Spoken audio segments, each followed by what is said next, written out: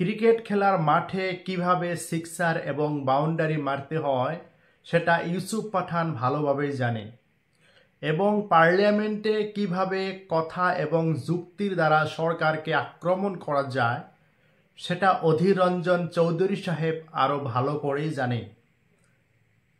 তো সেই অধীর রঞ্জন চৌধুরী সাহেবের জায়গায় যদি তৃণমূল কংগ্রেসের পক্ষ থেকে ইউসুফ পাঠানকে সংসদে পাঠানো হয় তাহলে সেটা কখনো অধীর রঞ্জন চৌধুরী সাহেবের সমকক্ষ হতে পারে না। তাই তৃণমূল কংগ্রেসের পক্ষ থেকে যেটা সিদ্ধান্ত নিয়েছে যে বরহমপুর সমষ্টি থেকে ইউসুফ পাঠানকে ইলেকশনে প্রতিদ্বন্দ্বিতা করে অধীর রঞ্জন চৌধুরী সাহেবকে হারিয়ে সেখানে ইউসুফ পাঠানকে পার্লামেন্টে পাঠানো হবে, সেটা কখনো ভারতীয় গণতন্ত্রের জন্য মঙ্গলদায়ক হবে না। সেটা গণতন্ত্র প্রেমীদের অন্তরে আঘাত করা হবে।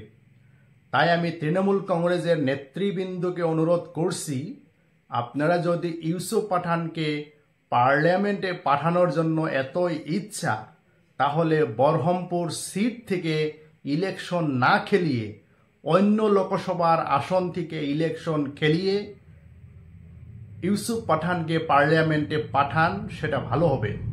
কেননা সংসদে মোহাম্মদ সেলিমের মতন এবং অধীর রঞ্জন চৌধুরী সাহেবের মতন যোগ্য ব্যক্তি সেখানে থাকা ভারতীয় গণতন্ত্রের জন্য মঙ্গলদায়ক এবং কল্যাণজনক। তাই তৃণমূল কংগ্রেসের নেতৃবৃন্দকে আমি অনুরোধ করছি, আপনারা ইউসুফ পাঠানকে বরহমপুর সমষ্টি থেকে ইলেকশন না খেলিয়ে অন্য সমষ্টি থেকে ইলেকশন খেলার জন্য আপনারা সিদ্ধান্ত নিন। সেটা দেশের জন্য ভালো হবে এবং গণতন্ত্র প্রেমীদের জন্য অনেক আনন্দের একটি খবর হবে।